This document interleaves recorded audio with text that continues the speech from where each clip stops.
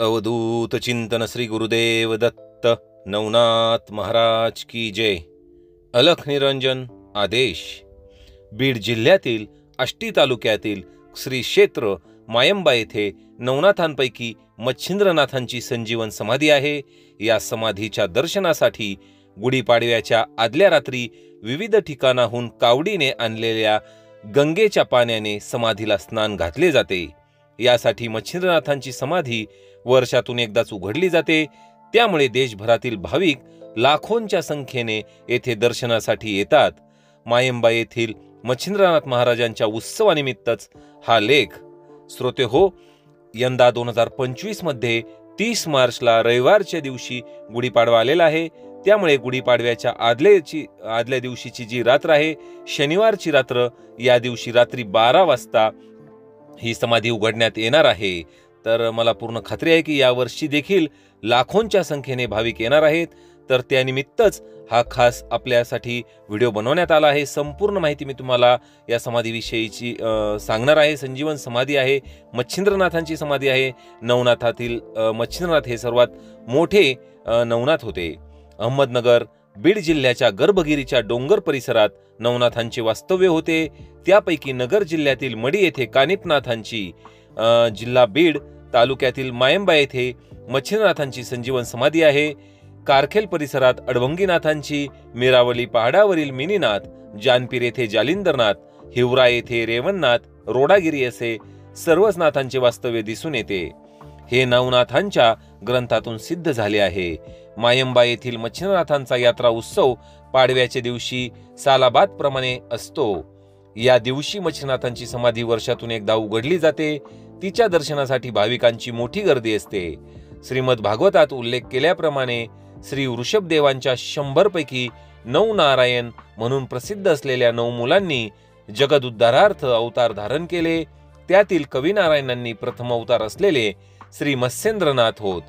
श्री नवनाथ कथासार या मालू कवी विरचित दृष्टांत स्वरूप ग्रंथात उल्लेखित केल्याप्रमाणे कविनारायणांनी मत्स्याच्या म्हणजेच माशाच्या पोटी अवतार धारण केला। श्री मत्स्येंद्र हे नामकरण धारण केले। श्री मत्स्येंद्रनाथ हे नाथपंथांचे आद्य नाथाचार्य होत।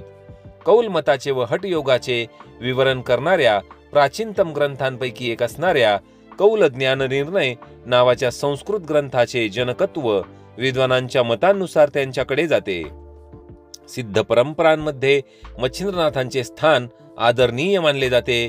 मध्ययुगातील भक्ती चळवळींमध्ये प्रमुख भूमिका बजावणा या नाथ संप्रदायाचे ते संस्थापक मानले जातात। जगात सर्वात प्रथम श्री भगवान शंकरांकडून योग विद्या मिळवून तो योग संपूर्ण जगाला ज्यांनी शिकवला ते स्वामी मच्छिंद्रनाथ होत। विरक्ती व वैराग्य यांचे चैतन्यमय व जिवंत उदाहरण श्री गोरक्षनाथांच्या रूपाने जगाला प्रदान करणारे महायोगी म्हणजेच स्वामी मच्छिंद्रनाथ होय। शाबरी विद्या म्हणजे भानामती किंवा बंगाली चेटूक करणारी विद्या नाही, तर देवादिदेव महादेव आदी माया पार्वती भिल्लिनीच्या रूपात असताना तिला लोकभाषेत सांगितलेला वेदच होय।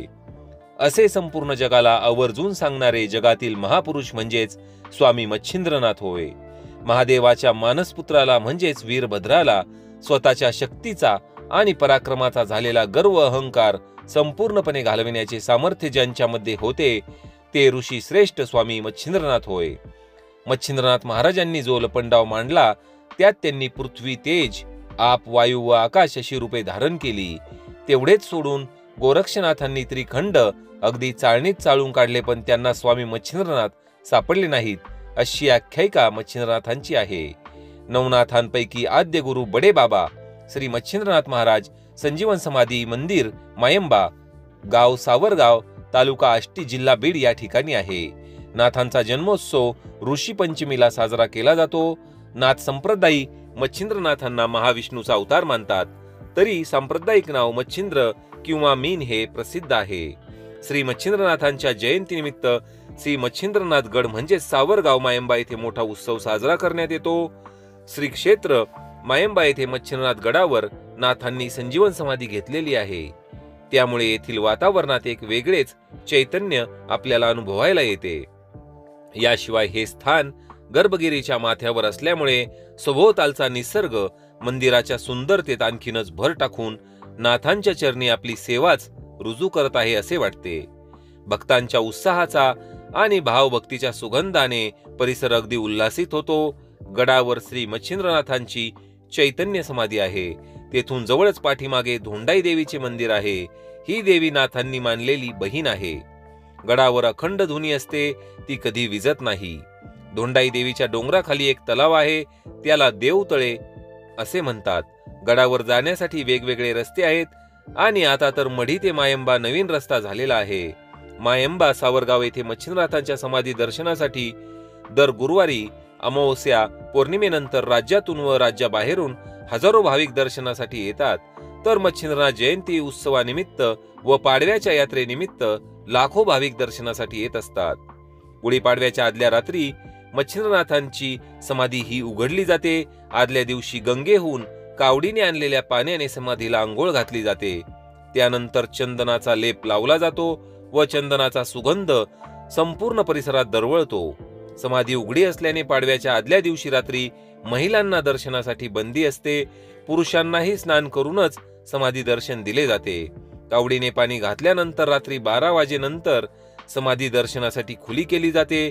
त्यानंतर पाडव्याच्या पहाटे 5 वाजता आरतीनंतर समाधी पुन्हा झाकली जाते. ती पुन्हा पुढच्या पाडव्यालाच उघडली जाते. यंदा 2025 मध्ये यात्रेनिमित्त भाविकांच्या स्नानासाठी टँकरने पाणी पुरवठा करण्याची व्यवस्था मच्छिंद्रनाथ देवस्थान ट्रस्ट तर्फे अगदी व्यवस्थितरित्या करण्यात आलेली आहे. यात्रेसाठी ट्रस्ट तर्फे दर्शन रांग, पिण्याचे पाणी, पोलीस बंदोबस्ताची सर्व तयारी करण्यात आलेली आहे. याचा भाविकांनी दर्शनासाठी लाभ घ्यावा असे आवाहन ट्रस्टचे अध्यक्ष दादासाहेब चितळे आणि सचिव बाबासाहेब म्हस्के यांनी आपल्या सर्व नवनाथ भक्तांना केलेले आहे. तर अशा प्रकारे श्रोतेहो, 30 मार्चला गुढीपाडवा आहे. 29 मार्चला रात्री 12 वाजल्यानंतर ही समाधी उघडण्यात येणार आहे. माहिती कशी वाटली हे मला कमेंट्समध्ये नक्की सांगा. कमेंट्समध्ये अलख निरंजन आदेश लिहायला विसरू नका. धन्यवाद. अलख निरंजन आदेश.